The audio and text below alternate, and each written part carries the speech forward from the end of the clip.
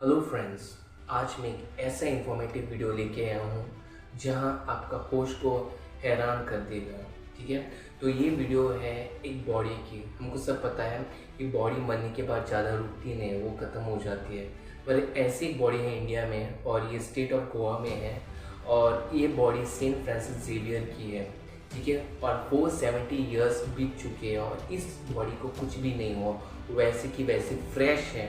Both doctors, both scientist all across the world उस body को test किया है और उन्होंने प्रूव किया है कि ये कुछ चमत्कारी चीज़ है जो कोई भी डॉक्टर, कोई भी साइंटिस्ट प्रूव नहीं कर सकता है कि ये बॉडी करप्ट क्यों नहीं हो रही, ये ख़त्म नहीं क्यों नहीं हो, ख़राब क्यों नहीं हो रही। तो आज हम इस वीडियो में देखेंगे कि इसकी मिस्ट्री क्या है।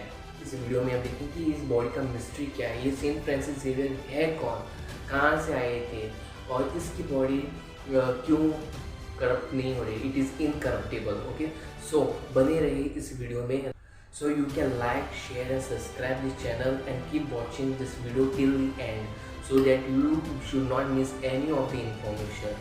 Okay, till the end, everything will be covered up in this video. So let us start the video.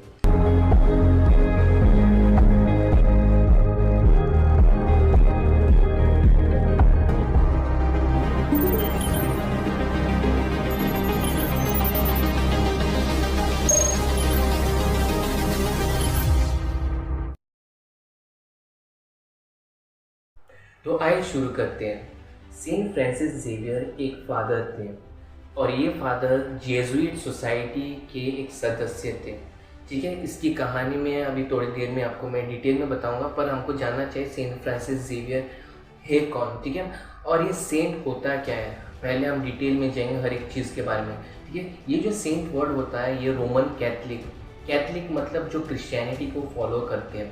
Roman Catholic एक ऑर्गेनाइज्ड इंस्टीट्यूशन है, एक ऑर्गेनाइज्ड सोसाइटी, एक ऑर्गेनाइज्ड सेक्ट है जैसे हम कह सकते हैं, जहाँ रिलीजियस जो ऑर्डर होती है वो क्रिश्चियनिटी होती है, जो जीसस क्राइस्ट के टीचिंग को, लॉज को फॉलो करती है। ठीक है, और यावे के जो लॉज है, यावे मतलब गॉड द फादर, ठीक है, जिसने अपने बेटे जीसस को इस संसार में भेजा था जब पाप बहुत हो चुके थे और लोग जब पाप कर रहे थे, तो उनके सही मार्ग, सही दिशा दिखाने के लिए, उनको गॉड से कनेक्ट करने के लिए जीसस स्वर्ग से धरती पर आते हैं समझाने के लिए लोगों के लिए। ठीक है, तो जीसस की जो भी टीचिंग है, जो भी उसके फॉलोअर थे, उनको क्रिश्चियन बोला जाता है।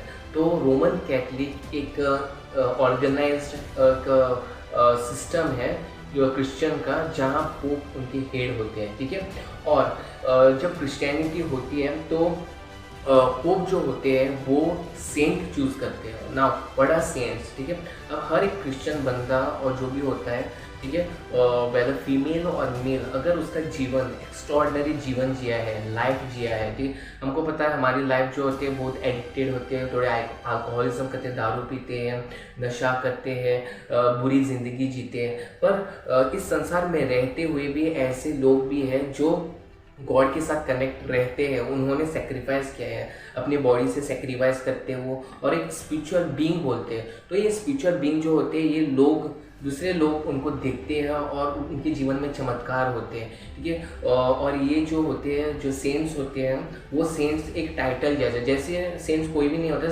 सेंट्स एक टाइटल होता है जो रोमन कैथलिक के पोप देते हैं। पोप जो होते हैं वो हेड होते हैं। ठीक, क्रिश्चियनिटी का जो भी है, क्रिश्चियनिटी जो ग्रुप है, रिलीजियस ग्रुप है, उसका हेड पोप होता है और पोप डिसाइड करता है कि कौन सेंट बन सकता है। ठीक है, पूरे संसार में जो क्रिश्चियन भाई बहन होते हैं उसमें से वो चूज़ करते हैं। अगर किसी का जीवन अच्छा बीता हो, अगर कोई भी उसने पाप नहीं किया, हम सब पापी है, फिर भी वो अलग जीवन जीते हैं, जहाँ वो अपनी बॉडी की सारे सेक्रीफाइस करते हैं और स्पिरिचुअल बीइंग की तरफ आगे बढ़ते हैं और वो गॉड से कनेक्ट होते हैं। जो गॉड से कनेक्ट करते हैं वो उनके द्वारा दूसरे लोग भी कनेक्ट हो जाते हैं।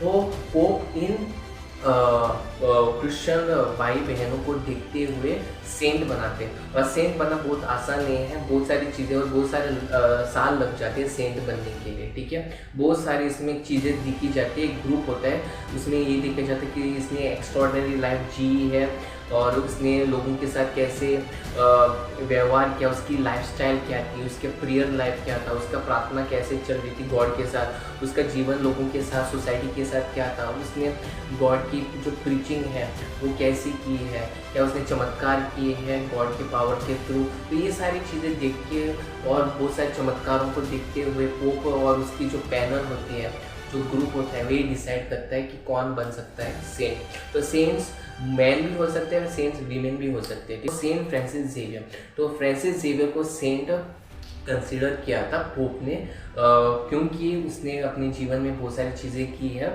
उसने गॉड की जो है वर्ड ऑफ गॉड, मतलब जो प्रचार है, उसने वो पूरे वर्ल्ड में फैलाया है, ठीक है। और हमको पता है उस टाइम में कुछ भी नहीं होता था। वो स्पेन आपको पता है कहाँ पर है, तो स्पेन से लेके इंडिया तक आए और बहुत सारा उसने ट्रैवलिंग किया और उसने क्रिश्चियनिटी को भी फैला दिया, ठीक है। और उसने बहुत सारे काम किया, एजुकेशन दे दिया बच्चों को जो बुरे रास्ते में चल रहे थे, उनको गॉड की तरफ लेके उनको कनेक्ट किया गॉड की तरफ से, और बहुत सारे काम किए ताकि लोगों की जीवन और ज़िंदगी बदल गई। और आज भी उसको रिस्पेक्ट किया जाता है ऑल अक्रॉस द वर्ल्ड, ठीक है। और अनदर इम्पॉर्टेंट थिंग, उसने बहुत सारे चमत्कार भी किए with the power of God, अपनी तरफ से नहीं, पावर ऑफ गॉड की तरफ से।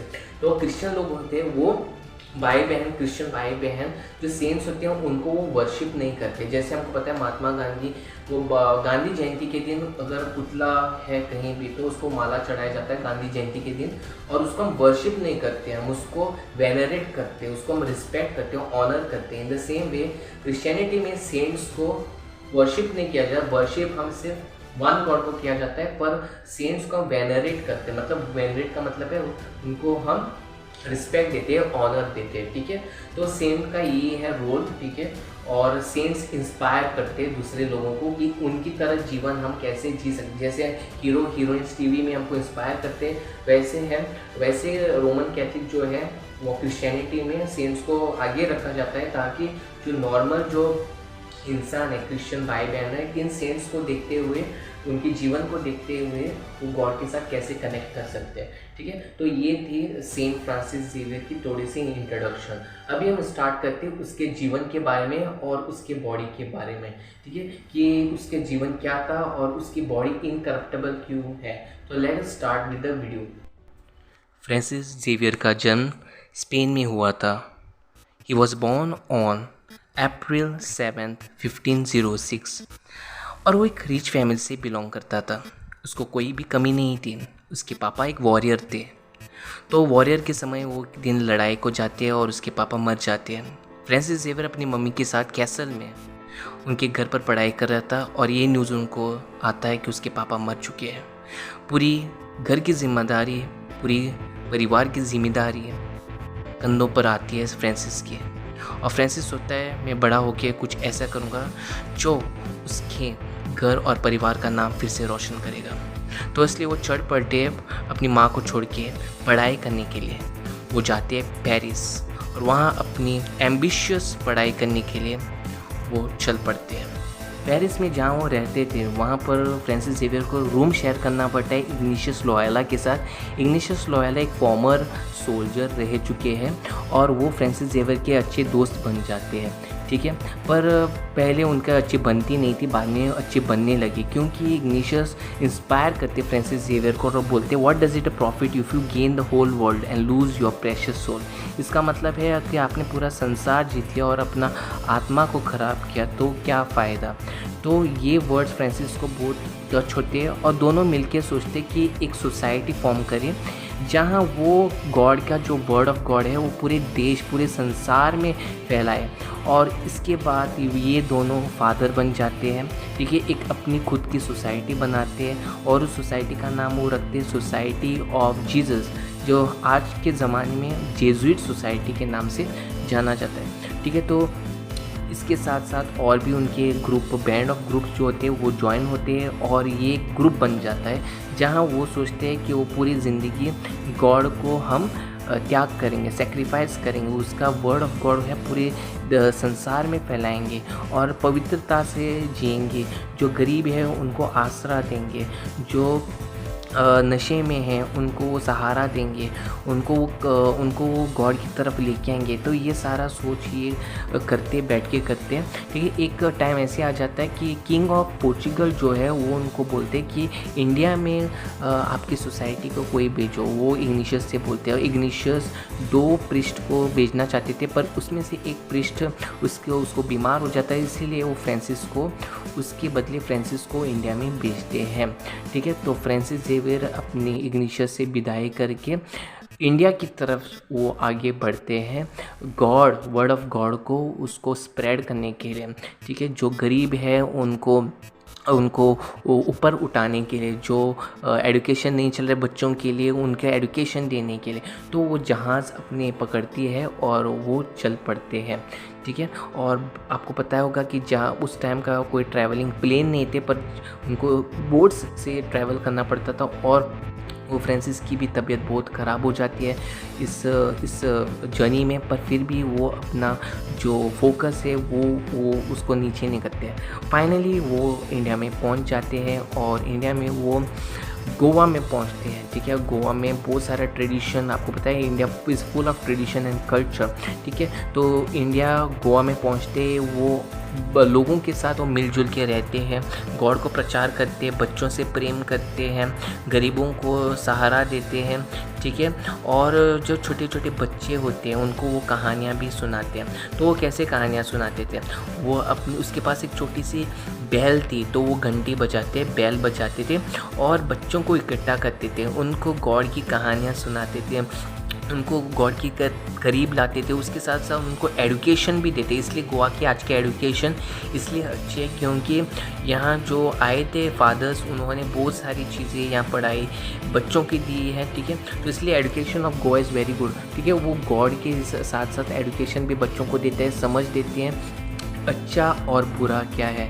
और इस तरीके से फ्रांसिस जेवियर सारे लोगों को गॉड का प्रेम बताते हैं, कैसे जीना है, कैसे रहना है, कैसे पवित्रता से रहना है, कैसे गॉड को धन्यवाद करना है हर एक चीज़ के बारे में, और सारे लोग खुश होते हैं।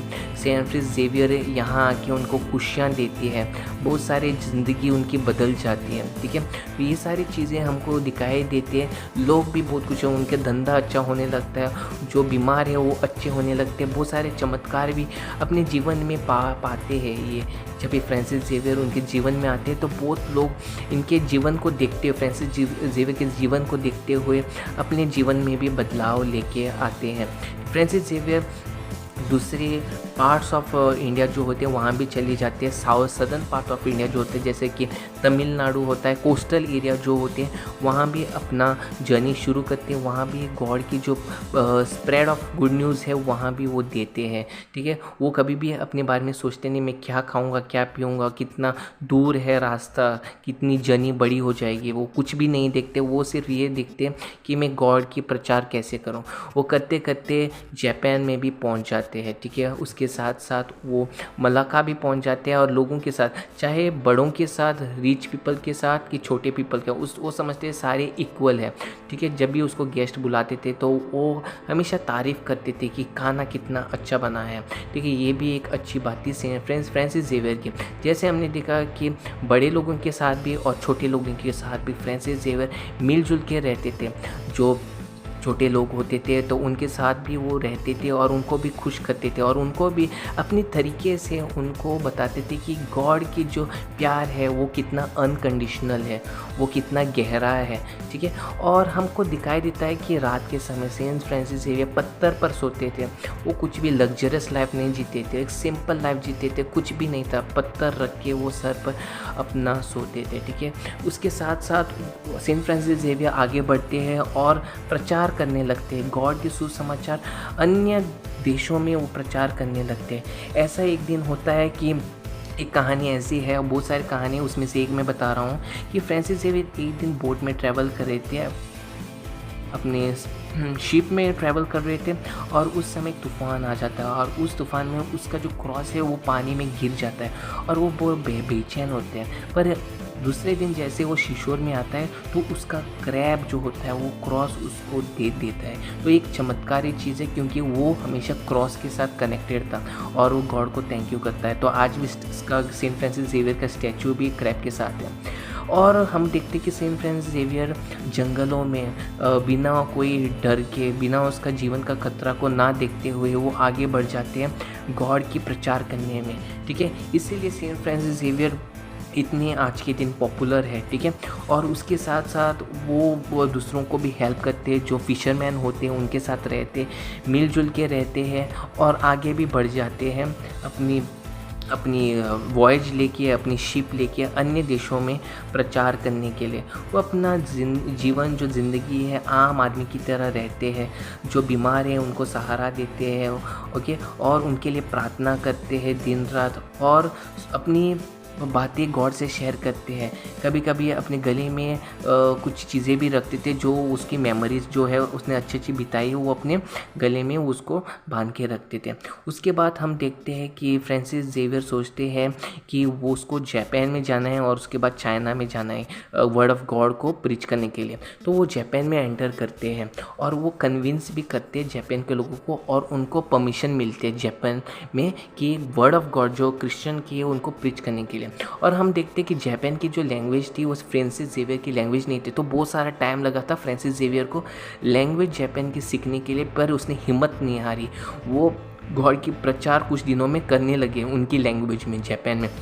तो इस तरीके से लोग भी जो थे वो भी इम्प्रेस हो जाते हैं और गॉड की तरफ से आगे बढ़ने लगते हैं। उनको भी पता चलता है कि पाप की ज़िंदगी नहीं जीवन जीनी है पर अच्छी ज़िंदगी जीनी है। तो फ्रांसिस जेवियर ऐसे करते कि आगे बढ़ जाते हैं। ऐसे भी हमको पता चलता है कि एक दिन फ्रांसिस जेवियर स्नो में चलते हैं प्रचार करने में जापान में, तो इतनी ठंड थी पर वो बिना देखते उसके पैरों में भी खून भी आ जाता है, ठीक है, और वो चल भी नहीं पाते, पर वो हिम्मत नहीं हारते क्योंकि गॉड की प्रचार करना उसके लिए बहुत इंपॉर्टेंट था।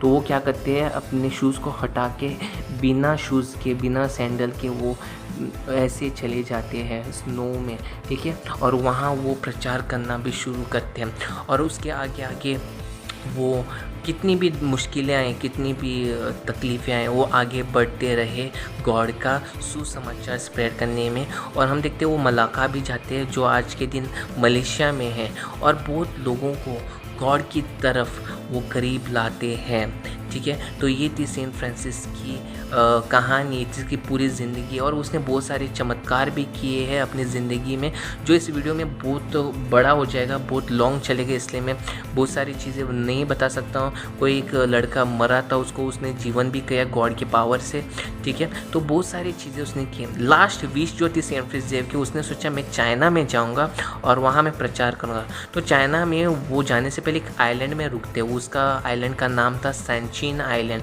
और वहाँ वो कुछ पैसा देते हैं, बोलते हैं कि मैं पैसा दे रहा हूँ आपको, मुझको अंदर चाइना में एंटर करवा दो, ठीक है। और वो बंदा चला जाता है, वेट करता है कि कब वो आएगा, और वो 2 दिसंबर था और उसकी तबीयत बहुत ख़राब होती है आइलैंड में, सैनचिन आइलैंड में। और उस तबीयत ख़राब होने के बाद उसका जो पार्टनर एक सेवक था, ठीक है, जो उसके साथ घूमता था, तो वो सैनचिन आइलैंड में उसका लास्ट दम वो मर जाते सेंट फ्रांसिस जेवियर ऑन 3 दिसंबर। उसके बाद हम देखते हैं कि उसको वहीं पर दफनाया जाता है।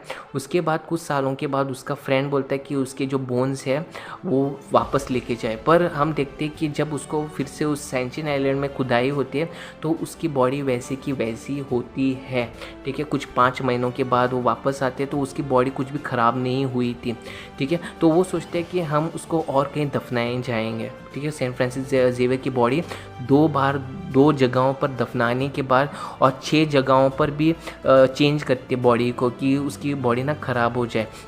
तो 6 बार, पहले 2 बार, उसके बाद 6 बार उसकी बॉडी अलग अलग लोकेशन पर उसको डाला जाता है ताकि उसकी बॉडी ख़राब हो जाए, पर वो बॉडी ख़राब नहीं होती है। तो एक मिरेकल होता है। तो उसको गोवा में उसकी बॉडी को उसको धूमधाम से लाया जाता है, ठीक है। और ये जो है ये वेटिकन में बताया जाता है, रोम पोप के पास उसकी मैसेज चली जाती है, उसकी पूरी हिस्ट्री को देखा जाता है, पोप उसको बाद में सेंट बनाते हैं, ठीक है। और उसकी बॉडी आज तक सेम टू सेम है, फ्रेश है, ठीक है। उसके थोड़े से फेस पर थोड़ा मार्क हुआ है क्योंकि जब खुदाई करते समय उसको थोड़ा सा कट पड़ जाता है, ठीक है।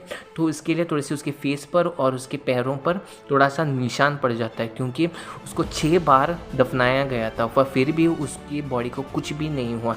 आज के दिन 470 ईयर्स मरने के बाद उसकी मौत 1552 में हुई थी 3 दिसंबर को।